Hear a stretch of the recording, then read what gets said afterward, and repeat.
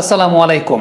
বাংলাদেশের খেলা দেখতে দেখতে একটা বিষয় হঠাৎ করে মাথায় চলে আসলো, সেটা হচ্ছে কদিন আগেই না আমরা ডিক্লেয়ার করলাম যে শেখ মেহেদী হাসান বাংলাদেশ টিমের ভাইস ক্যাপ্টেন।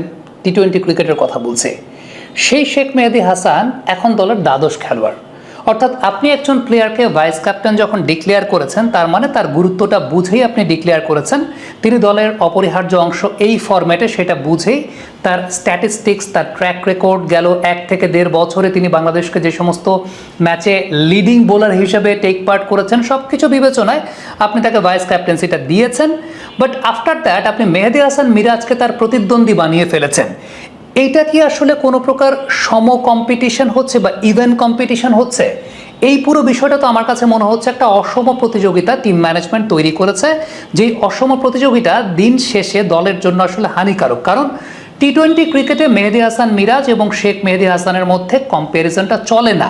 মানে শেখ মেহেদী হাসান এবং মেহেদী হাসান মিরাজের মধ্যে টি-20 ক্রিকেটে যদি আপনি চিন্তা করেন কম্পিটিশনটা হয় না, যেটা একটা আনইভেন কম্পিটিশন তৈরি করা হয়েছে। হ্যাঁ, আপনি বলবেন যে মেহেদী হাসান মিরাজের ব্যাটিংটা বেটার দেন শেখ মেহেদী হাসান, কিন্তু এই জায়গায় একটা কথা আছে। সেই কথার জায়গাটা হচ্ছে, ব্যাটিং যদি আপনি চিন্তা করেন, শামীম হোসেন পাটোয়ারি বা মোহাম্মদ সাইফুদ্দিন তারা আরও বেটার ব্যাটার। সো তাদেরকে একটু ওপরের দিকে প্রমোট করা বা তাদেরকে সে অপরচুনিটিটা দেওয়া যাতে তারা ম্যাক্সিমাম নাম্বার অফ বলস ফেস করতে পারে, সেটা কিন্তু বেশি মাত্রায় ইম্পর্টেন্ট দলের জন্য। আমরা যখন প্রথম টি-20 ম্যাচটা দেখলাম, সেখানে মেহেদী হাসান মিরাজ এবং মোহাম্মদ নাইম শেখ এত লেন্দি টাইম ব্যাটিং করেছেন, দিন শেষে শামীম পর্যাপ্ত পরিমাণের বল পান নাই, সাইফুদ্দিন তো ব্যাটিং পানি না। সো আলটিমেটলি খেলাটা তো টি-20, এটা যদি ওয়ানডে ক্রিকেট হতো আমি সেটাকে মেনে নিতাম, কোনো সমস্যার জায়গা নেই। কিন্তু খেলা যখন টি-20, তখন আপনি মেহেদী হাসান মিরাজের ব্যাটিংয়ের জন্য শেখ মেহেদী হাসানের মতো একজন লিডিং বোলার ধরে নিচ্ছি। এর আগের সিরিজটা তিনি খুব খারাপ গেছে, নো ডাউট অ্যাবাউট দ্যাট। এর আগে আরব আমিরাতের সঙ্গে, পাকিস্তানের সঙ্গে সিরিজ তার খারাপ গেছে, but that does not mean যে আপনি তার আগের পারফরমেন্সগুলো গেল 1-1.5 বছর ধরে তিনিই কিন্তু পাওয়ার প্লেতে আপনাকে উইকেট জেনারেট করে দিচ্ছেন।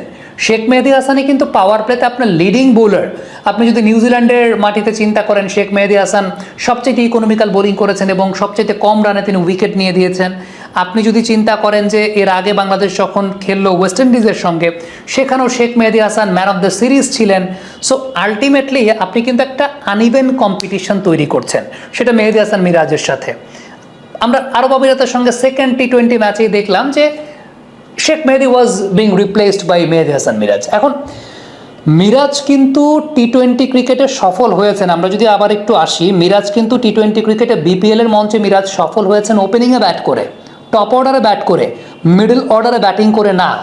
আবারও বলি, মেহেদী হাসান মিরাজের ব্যাটিংটাকেই যদি আপনি প্রাধান্য দিতে চান, ব্যাটিংয়ে মেহেদী হাসান মিরাজ সফল হয়েছেন ওপেনিংয়ে ব্যাট করে, টপ অর্ডারে ব্যাট করে, মিডল অর্ডারে ব্যাটিং করে না।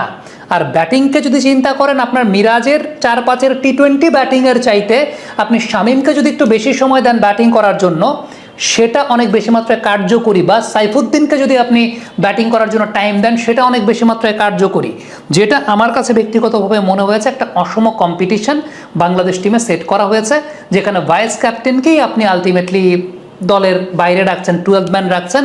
এবং মানে দলের ভাইস ক্যাপ্টেন শুধুমাত্র বলবো না, শেখ মেহেদী হাসান দলের লিডিং বোলার, এটা নো ডাউট অ্যাবাউট দ্যাট। কেউ হয়তো বা তাকে পছন্দ করতে পারেন, পছন্দ করতে পারেন না, আমি তার ব্যাটিং নিয়ে কথা বলছি না, তার ওই ব্যাটিংটা দরকারও নাই।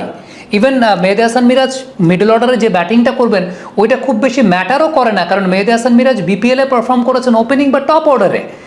মিডল অর্ডারে তিনি পারফর্ম করেন নাই, বা মিডল অর্ডারে তার পারফরমেন্সটা প্রমাণিত না।